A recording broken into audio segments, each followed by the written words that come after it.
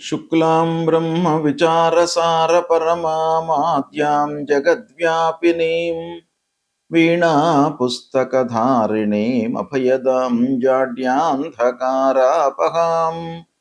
हस्ते स्फाटिकमालिकां विदधतीं पद्मासने संस्थितां वन्दे तां परमेश्वरीं भगवतीं बुद्धिप्रदां शारदां।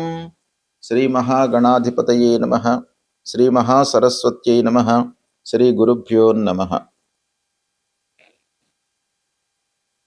మే నెలలో గోచార ఫలితాలు ఎలా ఉన్నాయో తెలుసుకుందాం. మే మాసంలో ఉన్నటువంటి గ్రహస్థితిని ప్రధానంగా మనం చూసినట్టయితే సూర్య భగవానుడు 15వ తారీఖు వరకు మేషరాశిలో సంచరిస్తున్నాడు. తదనంతరం వృషభ రాశిలోకి ప్రవేశించి మాసాంతం వరకు కూడాను వృషభ రాశిలో ఉంటున్నాడు.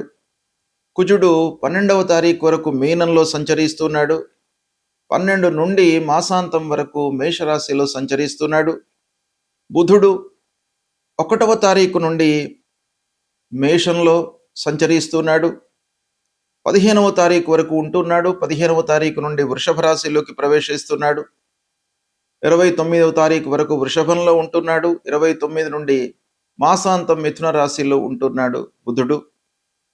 గురువు మిథున రాశిలో సంచరిస్తున్నాడు. శుక్రుడు 14వ తారీఖు వరకు వృషభ రాశిలో సంచరిస్తూ 14వ తారీఖు నుండి మిథున రాశిలోకి ప్రవేశించి మాసాంతం కూడాను మిథున రాశిలో సంచరిస్తున్నాడు. శనైశ్చరుడు మీనరాశిలో సంచరిస్తున్నాడు. రాహువు కుంభరాశిలో సంచరిస్తున్నాడు. కేతువు సింహరాశిలో సంచరిస్తున్నాడు. ఈ విధంగా ఈ మే నెలలో గ్రహస్థితి ఈ 8 ముఖ్యమైనటువంటి గ్రహాల యొక్క సంచారము ఉంది. దీన్ని ప్రధానంగా చేసుకొని 12 రాసుల వారికి గోచార ఫలితాలు ఎలా ఉన్నాయో తెలుసుకుందాం. ధనుస్సు రాశి జాతకులకు మే మాసంలో గోచార ఫలితాలు ఎలా ఉన్నాయో తెలుసుకుందాం. ఈ ధనుసు రాశి వారికి మే మాసంలో ముఖ్యంగా ప్రధానమైనటువంటి గ్రహాలు సూర్యుడు 5వ, 6వ స్థానాలలో సంచరిస్తున్నారు. 5వ స్థానం ప్రతికూలంగా ఉంటుంది. 6వ స్థానంలో మీకు అనుకూలమైనటువంటి ఫలితాలు సూర్యుడు ఇవ్వబోతున్నాడు. ఇక కుజుడు ప్రతికూలంగా ఉన్నాడు. అర్ధాష్టమ 5వ స్థానాలలో సంచరిస్తున్నాడు. బుధుడు మట్టుకు 5వ, 6వ, 7వ స్థానాలలో అనుకూలంగా ఉన్నాడు. గురువు 7వ స్థానంలో మీకు చాలా అనుకూలంగా ఉన్నాడు ఈ మే మాసంలో. శుక్రుడు 7వ స్థానంలో ప్రతికూలంగా ఉన్నాడు. శనైశ్చరుడు అర్ధాష్టమ స్థానంలో మిమ్మల్ని ఇబ్బంది పెడుతున్నాడు. అర్ధాష్టమ స్థానం 4వ స్థానం మనకు సంతోషము, మానసిక ధైర్యం లేకుండా చేసేటువంటి అవకాశాలు ఉంటాయి. ఇకపోతే రాహువు మట్టుకు 3వ స్థానంలో ఉన్నాడు, చాలా అనుకూలంగా ఉన్నాడు. కేతువు భాగ్యస్థానంలో ప్రతికూలంగా ఉన్నాడు. ఈ విధంగా గ్రహస్థితి ఉంది. ఓవరాల్గా మనం చూసినట్టయితే గురువు మూలకంగా మీకు చాలా మంచి ఫలితాలు కలుగుతాయి. బుధుడు రాహువు కూడాను బాగా ఉన్నారు కాబట్టి కొంత మంచి ఫలితాలే ఉండే అవకాశాలు ఉన్నాయి. అయితే శని మూలకంగా కొన్ని ఇబ్బందులు తప్పవు. మరి ఓవరాల్గా మనం చూసినట్టయితే ఈ ధనుసు రాశి వారికి గురువు 7వ స్థానంలో సంచరిస్తున్నాడు. అంటే రాశ్యాధిపతి గోచార రీత్యా అనుకూలంగా ఉండడము అది చాలా పెద్ద ఎస్సెట్ అన్నమాట ఈ రాశి వారికి. అంటే ధనుస్సు రాశికి గురువు అధిపతి. అలాంటి గురువు 7వ స్థానంలో గోచార రీత్యా సంచరిస్తున్నాడు. అంటే శుభ స్థానంలో ఉన్నాడు కాబట్టి మీకు బాగా కలిసి వచ్చేటువంటి అవకాశాలు ఉన్నాయి. ప్రారంభించినటువంటి పనుల లోపల సత్ఫలితాలు సకాలంలో మీరు పూర్తి చేస్తారు. తద్వారా లాభదాయకమైనటువంటి ఫలితాలు ఉండే అవకాశాలు బాగా కనబడుతున్నాయి. ఇకపోతే పార్ట్నర్షిప్లో చేస్తున్నటువంటి వ్యాపారస్తులకు కూడాను ఈ మే మాసము బాగా అనుకూలంగా ఉంది. దాన్ని సద్వినియోగపరచుకోండి. ఎలా అనంటే భాగస్వాములతో మీరు ప్రతి విషయాన్ని కూడాను చర్చించండి. మీ ఒపీనియన్ను ఎక్స్చేంజ్ చేసుకోండి. తద్వారా మీకేమవుతుంది, వ్యాపారంలో ఉన్నటువంటి ఒక అవగాహన ఏర్పడుతుంది. వాళ్ళ మనసులో ఉన్నటువంటి విషయము మన మనసులో ఉన్నటువంటి ఒక విషయాన్ని ఎక్స్చేంజ్ చేసుకోవడం మూలకంగా వ్యాపారము సుఖమయంగా ముందుకు జరుగుతుంది. లాభదాయకమైనటువంటి ఫలితాలను పొందే అవకాశాలు ఉంటాయి. ఇక నిత్యము అమ్మడము కొనడము ట్రేడింగ్ విషయం లోపల కూడాను మీకు బాగా కలిసి వస్తుంది. రియల్ ఎస్టేట్ రంగంలో ఉన్నటువంటి వారికి కూడాను మంచి ఫలితాలు గోచరిస్తున్నాయి ఈ మే మాసంలో. ఇకపోతే ముఖ్యంగా సాఫ్ట్వేర్ రంగంలో ఉన్నటువంటి వారికి మటుకు కొంత అస్థిరత గోచరిస్తుంది. కొంత జాగ్రత్తగా ఉండాలి. ఐటీ రంగంలో ఉన్నటువంటి వాళ్ళు, సాఫ్ట్వేర్ రంగంలో ఉన్నటువంటి వాళ్ళు, కళారంగంలో ఉన్నటువంటి వాళ్ళు, సినిమా, సంగీతము, మీడియా ఇలాంటి రంగాలలో ఉన్నటువంటి వాళ్ళు కొంత జాగ్రత్తలు తీసుకోవాలి. ఇక ప్రభుత్వ ఉద్యోగుల విషయం ఆలోచించినట్టయితే బాగానే ఉంది. గౌరవ మర్యాదలు లభిస్తాయి. పనులు సుఖమయంగా మీరు పూర్తి చేసుకోగలుగుతారు. ఇక ప్రైవేట్ రంగంలో ఉన్నటువంటి వారికి కొంత అభివృద్ధి కనబడుతుంది. దాన్ని నిలుపుకోండి. స్లోగా మీరు పనులు చేసుకుంటా వెళ్ళినట్టయితే క్రమేపీ మీకు గుర్తింపు లభించేటువంటి అవకాశాలు ఉన్నాయి. ఇకపోతే వ్యవసాయదారులకు ముఖ్యంగా ఈ మాసం కలిసి వస్తుంది. విద్యార్థులకు కూడాను మంచి కాలం. మీరు కొంత కాన్సన్ట్రేషన్ చేయండి. మంచి స్థాయిలో మీరు నిలిచేటువంటి అవకాశాలు ఉన్నాయి.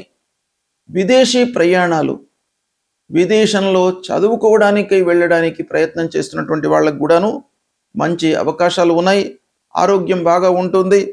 చిన్న చిన్న సమస్యలే కనబడుతున్నాయి కనుక ఓవరాల్గా మీరు ఆ గురు భగవానుడి యొక్క అనుకూలత ఉంది కనుక దాన్ని మీరు సద్వినియోగపరుచుకున్నట్టయితే సత్ఫలితాలను పొందుతారు. వివాహ ప్రయత్నంలో ఉన్నటువంటి వారికి కూడాను ఈ మాసంలో వివాహం నిశ్చయమవుతుంది. సంతానము కొరకై ఎదురు చూస్తున్నటువంటి వారికి కూడాను ఈ మాసంలో వాళ్ళు కన్సీవ్ అయ్యేటువంటి అవకాశం కూడాను ఒక పక్కన బాగా కనబడుతుంది. పిల్లల విషయంలో అభివృద్ధి కనబడుతుంది కనుక పిల్లల విషయంలో మీ వైపు నుంచి కూడాను కొంత కాన్సన్ట్రేట్ చేయండి. వాళ్ళ సెటిల్మెంటు, ఉద్యోగము ఇలాంటి విషయాలలో మీరు కొంత కాన్సన్ట్రేషన్ చేసినట్టయితే మీకు ఇంకా మంచి ఫలితాలు కలిగేటువంటి అవకాశాలు ఉన్నాయి. కోర్టు విషయంలో విజయం కలుగుతుంది. శత్రువులపై మీరు విజయాన్ని పొందుతారు. ఈ విధంగా ధనుస్సు రాశి వారికి శని ప్రతికూలంగా ఉన్నప్పటికీ రాస్యాధిపతి యొక్క అనుకూలత బాగా ఉంది కాబట్టి ఈ మాసంలో మీకు మంచి ఫలితాలు కలిగేటువంటి అవకాశాలు ఉన్నాయి. సద్వినియోగపరచుకోండి. గ్రహస్థితి ప్రతికూలంగా ఉన్నప్పుడు మనము చేయవలసినటువంటి కర్తవ్యం ఏంటంటే పరిహారాలు చేసుకోవడము, భగవంతుడి యొక్క అనుగ్రహాన్ని పొందడము. ఈ క్రమంలో పరిహారము అనగానే ఆ గ్రహానికి సంబంధించినటువంటి జపము, దానము ఇవి చేసుకోవడము. ప్రథమంగా సూర్యుడు ప్రతికూలంగా సంచరిస్తున్నటువంటి సమయం లోపల మనం ఏం చేయాలి? సూర్య భగవానుడికి సంబంధించినటువంటి మూల మంత్రాన్ని మనం జపించుకోవాలి. మీకు ఎన్నిసార్లు వీలైతే అన్నిసార్లు జపించుకోవచ్చును. కనీసము ఒక 10 సార్లు. జపా కుసుమ సంకాశం కాశ్యపేయం మహద్యుతిం తమూరిం సర్వపాపఘ్నం ప్రణతోస్మి దివాకరం అనేటువంటి మూల మంత్రాన్ని ప్రతినిత్యం కూడాను చదువుకోండి. ఆదిత్య హృదయము ప్రధానంగా మీరు స్తోత్ర పారాయణం చేసినట్టయితే సూర్య భగవానుడి యొక్క అనుగ్రహము మీకు లభిస్తుంది. తద్వారా ఆరోగ్యము, మీ లోపల ఒక సంతోషము, ఆనందము, శారీరక రుగ్మతలు లేకుండా ఉండడము ఇలాంటివన్నీ కూడాను ఆ సూర్య భగవానుడి మూలకంగా మీకు సమకూరుస్తుంది. కాబట్టి సూర్యుడికి సంబంధించినటువంటి చేయండి. గాయత్రి ఉపాసన చేయండి. సూర్య నమస్కారాలు చేయండి. సూర్యుడికి అర్ఘ్య ప్రదానం చేయండి. ఇవి చేసినట్టయితే మీకు ఆరోగ్య సమస్యలు లేకుండా ఉంటాయి. ఆరోగ్యమే మహాభాగ్యం కాబట్టి సూర్యుడి యొక్క సంచారము మన పైన చాలా ప్రభావాన్ని చూపిస్తుంది. డైరెక్ట్గా మనకు ఆరోగ్యం పైన, ఆరోగ్యం ద్వారా మిగతావన్నీ కూడాను లింక్ అయి ఉంటాయి. కాబట్టి ప్రథమంగా ఆరోగ్యానికి ఉండడానికి సూర్య భగవానుణ్ణి మీరు సంతృప్తి కొరకై ఈ స్తోత్ర పారాయణం చేసుకోండి. అదేవిధంగా అంగారకుడు ప్రతికూలంగా ఉన్నప్పుడు అంగారకుడు 3, 6, 11 స్థానాల లోపలనే మనకు అనుకూలమైనటువంటి ఫలితాలను ఇస్తాడు. కనుక అంగారకుడు ప్రతికూలంగా ఉండడానికే ఎక్కువ అవకాశాలు ఉంటాయి. కాబట్టి అంగారకుడిని ప్రీతి చేసుకోవడానికై, అంటే కుజగ్రహమును ప్రీతి చేసుకోవడానికై అధిష్టాన దేవత అయినటువంటి ఆ సుబ్రహ్మణ్య స్వామిని పూజించండి. సుబ్రహ్మణ్య స్వామిని పూజించడం మూలకంగా మీ లోపల కోపోద్రేకాలు, అసహనము ఇవి లేకుండా ఒక సమతుల్యతతో మీ మానసిక స్థితి ఉండేటట్టుగా ఆ భగవంతుడి యొక్క అనుగ్రహం కలుగుతుంది. కాబట్టి ఆ సుబ్రహ్మణ్య స్వామిని కొలవండి. ప్రతినిత్యం కూడాను ధరణీ గర్భ సంభూతం విద్యుత్ కాంచన సన్నిభం కుమారం శక్తిహస్తంచ మంగళం ప్రణమామ్యహం అనేటువంటి మూల మంత్రాన్ని ప్రతినిత్యం కూడాను చదువుకోండి. ఇక బుధుడు ప్రతికూలంగా ఉన్నప్పుడు, బుధుడు ముఖ్యంగా మనకు ఆలోచన, మన సమయస్ఫూర్తితో తీసుకునేటువంటి నిర్ణయాలపైన ప్రభావాన్ని చూపిస్తాడు, వ్యాపారం పైన ప్రభావాన్ని చూపిస్తాడు. కాబట్టి ఆ బుధుడి యొక్క అనుగ్రహం కావాలి. మంచి స్థితి లోపల మనకు ఒక ఉండడానికై ఆ బుధుడి యొక్క అనుగ్రహం కావాలి. కాబట్టి ఆ బుధుడికి సంబంధించినటువంటి అధిష్టాన దేవత విష్ణుమూర్తి ప్రతినిత్యం కూడాను ఆ శ్రీమన్నారాయణుణ్ణి మీరు స్తోత్రం చేయండి. విష్ణు సహస్రనామ పారాయణం చేసుకోండి. ఒకవేళ మీకు విష్ణు సహస్రనామ పారాయణం చేసుకోవడానికి సమయం లేనట్టయితే ఒక శ్లోకం అందులో నుండి వనమాలి గదీ శారంగి శంకీ చక్రీ చ నందకి శ్రీమాన్ నారాయణోర్ విష్ణు వాసుదేవోభిరక్షతు అనేటువంటి ఆ మూల మంత్రాన్ని ప్రతినిత్యం కూడాను చదువుకోండి. గురు భగవానుడు గురుగ్రహము ప్రతికూలంగా ఉన్నప్పుడు మనం ఏం చేయాలి? మూలమంత్రాన్ని ప్రతినిత్యం కూడాను చదువుకోండి. దేవానాంచ ఋషీణాంచ గురుంకాంచన సన్నిభం వందనీయం త్రిలోకానాం తం నమామి బృహస్పతిం అనేటువంటి మూలమంత్రాన్ని చదువుకోండి. సద్గురువులను సందర్శించుకోండి. మాతాపితృవులను సేవించండి. తద్వారా మీకు ఆ గురు భగవానుడి యొక్క అనుగ్రహం లభిస్తుంది. ఇక శుక్రుడు మనకు సంతృప్తిని, ఆనందాన్ని ఇచ్చేటువంటి గ్రహము. కాబట్టి శుక్రుడి ప్రీతికై మహాలక్ష్మి అమ్మవారిని మీరు పూజించండి. తద్వారా మీకు అనుకూలత కలుగుతుంది. ఇక ప్రధానమైనటువంటి గ్రహము శనీశ్వరుడు. శని ప్రతికూలంగా ఉన్నప్పుడు తప్పకుండా పరిహారాలు చేసుకోవాలి. నీలాంజన సమాభాసం రవిపుత్రం యమాగ్రజం ఛాయా మార్తాండ సంభూతం తం నమామి శనీశ్వరం అనేటువంటి మూలమంత్రాన్ని ప్రతినిత్యం కూడాను జపించండి. హనుమాన్ చాలీసా పారాయణం చేయండి.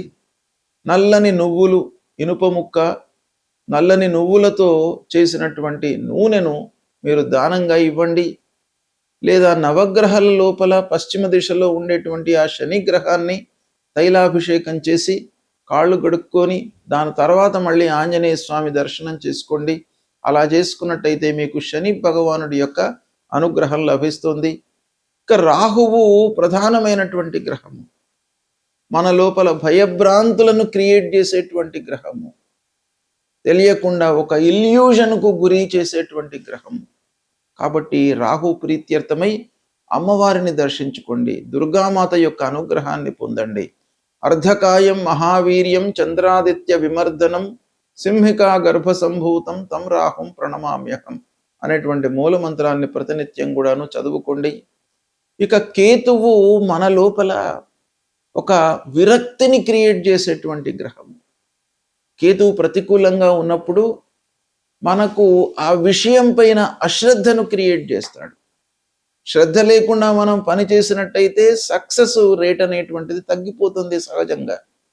కాబట్టి ప్రతి విషయం లోపల కూడాను మనకు శ్రద్ధ భక్తులు సమకూర్చుకోవడానికి ఆ కేతువు యొక్క అనుగ్రహం కావాలి. కేతువు యొక్క అధిష్టాన దేవత గణపతిని మీరు పూజించండి.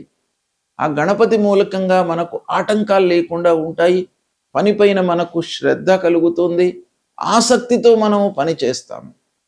అప్పుడు మనకు ఆ పని లోపల విజయం చేకూరేటువంటి అవకాశాలు ఉంటాయి.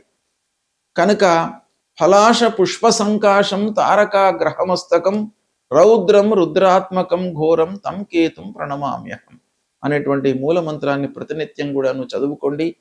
ఈ విధంగా నవగ్రహాలకు సంబంధించినటువంటి మూల మంత్రాలు, వాటికి సంబంధించినటువంటి స్తోత్ర పారాయణాలు, అధిష్టాన దేవతలను పూజించడము, దైవ దర్శనం చేసుకోవడము, దేవాలయానికి వెళ్ళడము, ఇవన్నీ కూడాను చేసినట్టయితే తప్పకుండా భగవంతుడి యొక్క అనుగ్రహం మీకు లభిస్తుంది. గ్రహస్థితి ఏ విధంగా ఉన్నప్పటికీ భగవంతుడి అనుగ్రహము మీకు ప్రధానమైనటువంటిది కాబట్టి దాన్ని మీరు డెవలప్ చేసుకోండి.